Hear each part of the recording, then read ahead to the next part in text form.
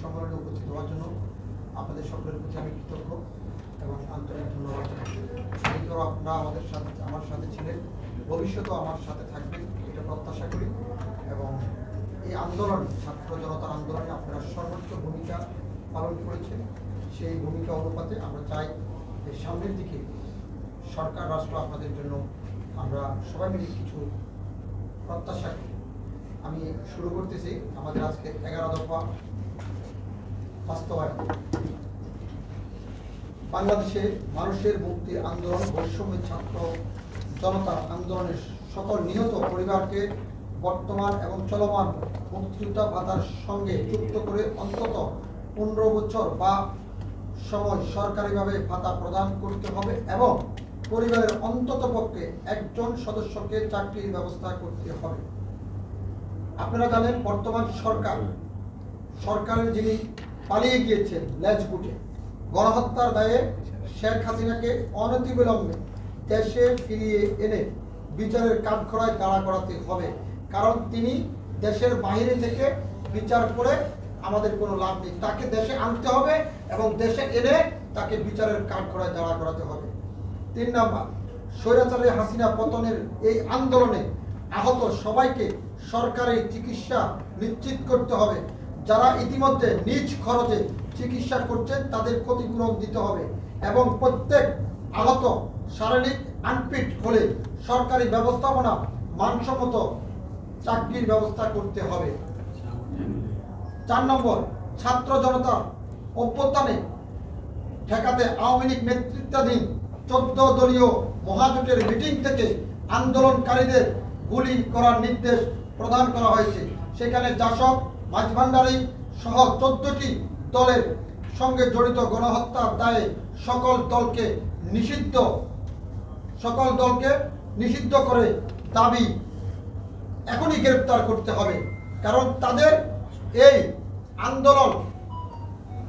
আন্দোলনে আন্দোলনকারীকে দমনের জন্য 14 দলের যে সকল নেতাকর্মী ছিলেন, সিনিয়র নেতৃবৃন্দ, তাদের 14 দলের গণভবনের মিটিং থেকে তাদের জন্য এই ঘোষণা এসেছে আন্দোলনকারীদের গুলি করার জন্য। 5 নম্বর, ভোটাধিকার হরণ সরাসরি দেশের সংবিধান দেওয়া নাগরিক অধিকার হরণ করেছে।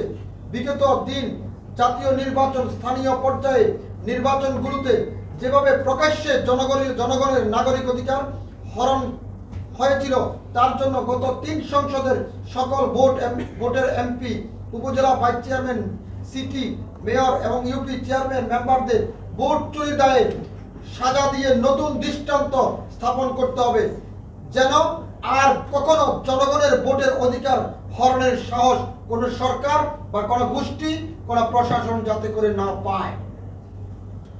7 নম্বর, পুলিশ সহ আইন শৃঙ্খলা বাহিনীর সরকারি আমলাদের কেউ যেন রাজনৈতিক কাজে ব্যবহার করতে না পারে, আইন পরিবর্তনের মাধ্যমে সেই ব্যবস্থা করতে হবে। সরকার এবং রাষ্ট্রের উভয়ের মধ্যে গঠনগত তৎপরতা স্পষ্ট করতে হবে। দেশের অভ্যন্তরে অর্থাৎ দেশের নাগরিকদের উপর সকল বাহিনীর মরণঘাতী অস্ত্র ব্যবহার নিষিদ্ধ করতে হবে।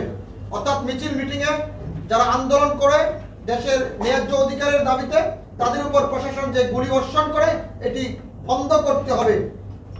ছাত্র জনতার আন্দোলন সহ 16 বছরের স্বৈরাচারী সরকার বিরোধী আন্দোলনকারীদের নিয়ে যেসব গণমাধ্যম পেশাভিত্তিক বাইরে গিয়ে একতরফা মিথ্যাচার করছে, গণহত্যার প্রতিযোগিতার দায়ে সেইগুলোর সম্পাদক এবং ঊর্ধ্বতন কর্তৃপক্ষকে প্রেস কাউন্সিলের মাধ্যমে আজীবনের জন্য গণমাধ্যম থেকে নিষিদ্ধ করতে হবে এবং গণমাধ্যমের সংস্কার নিশ্চিত করে জনগণের কণ্ঠস্বর পরিণত করতে হবে। 9 নম্বর, দুর্নীতি দমন কমিশনের বর্তমান প্রশাসন সবাই আওয়ামী লীগের দলদাস, এদের পরিবর্তন করে দুদকের কার্যকর করতে হবে। তারপর দুদকের মাধ্যমে সকল দুর্নীতিবাজ রাজনীতিবিদ এবং আমলা বিচার নিশ্চিত করে বিদেশে পাচার হওয়া সব টাকা দেশে ফেরত আনতে হবে। কারণ আমাদের যে টাকাগুলো, জনগণের যে ট্যাক্সের টাকাগুলো, জনগণের প্রতি লুটপাট করা টাকাগুলো দেশে আনতে হবে। সকল সিন্ডিকেট ভেঙে কৃষকের ন্যায্য পাওনা নিশ্চিত করতে হবে। কৃষকের শক্তি বৃদ্ধি এবং দ্রুত দ্রব্যমূল্যের জনগণ নাগালের বাইরে ব্যবস্থা করতে হবে। আমার 11 নম্বর, যে সমস্ত প্রবাসী ভাইরা আমাদের দেশকে টিকিয়ে রেখেছেন তাদের জন্য সরকার যায় সরকার আসে, তাদের জন্য কোনো ধরনের কোনো ভালো ব্যবস্থা, আত্মসম্মান কেন্দ্রিক একজন প্রবাসীর জন্য বিমানবন্দরে যে সম্মান পাওয়ার কথা সেই সম্মানটুকু অন্ততপক্ষে কোনো সরকার ব্যবস্থা করেনি। আমি জোর দাবি জানাচ্ছি প্রবাসীদের এই বিষয়টি, রেমিটেন্স যোদ্ধাদের বিদেশে আসা যাওয়ার পথে এয়ারপোর্টে সর্বোচ্চ সম্মান দিতে হবে। কোনো প্রবাসী বিদেশে মারা গেলে তার মরদেহ সম্মানের সাথে দেশে আনার ব্যবস্থা সবর্তবাদ অন্তর্বর্তীকালীন সরকারকে এটি পালন করতে হবে এবং যথাযথ মর্যাদা দাপন করতে হবে। উপস্থিত থাকবেন, যথাযথ মর্যাদা দাপন করতে হবে। কারণ প্রবাসীরা আমাদের দেশে আপনারা জানেন রেমিটেন্স যোদ্ধা, তাদের রেমিটেন্সের টাকা দিয়ে আমাদের দেশের অর্থনৈতিক চাঙ্গা থাকে। বিশেষ করে আপনাদের কাছে যেমন এই প্রবাসীরা জাতির ক্রান্তিকাল, দেশের ক্রান্তিকাল দুঃসময়ে প্রবাসীরা সবসময় যে কোনো মানুষের বিপদে আপদে সবসময় পাশে থাকে। যেমন মসজিদ নির্মাণের ক্ষেত্রে, রাজনৈতিক নির্বাচনের ক্ষেত্রে, বন্ধু বান্ধব থেকে শুরু করে তারা সহযোগিতা করে। কিন্তু আজকে পর্যন্ত আমি কখনো দেখি নাই যে কোনো প্রবাসীর পরিবার বিপদে পড়লে আমরা কোনো জনপ্রতিনিধি তার ওই পরিবারের পাশে দাঁড়িয়েছি, এটি কোনো নজির আমার কাছে নেই, দৃষ্টান্তমূলক কোনো নজির নেই। আশা করি ভবিষ্যতে আমাদের চেষ্টা থাকবে তারা আমাদের দেশকে রেমিটেন্সের মাধ্যমে বাঁচিয়ে রাখছে। আমরা সেই অনুপাতে কোনো প্রবাসী যদি বিপদে পড়ে, আমার কাছে যদি কোনো ব্যক্তিগতভাবে কোনো অভিযোগ আসে, আমি তাৎক্ষণিক বিষয়টি দেখব। যদি আর্থিকভাবে কাউকে সহযোগিতা করতে হয়, আমি আমার সামর্থ্য অনুযায়ী আমার দল জনতা অধিকার পার্টির পক্ষ থেকে সর্বোচ্চ প্রবাসীর জন্য আমি করবো ইনশাআল্লাহ। আপনাদের যদি কারো প্রশ্ন থাকে এবার করতে পারেন। আচ্ছা, আপনার এই দাবিগুলো কাকে জানিয়েছেন?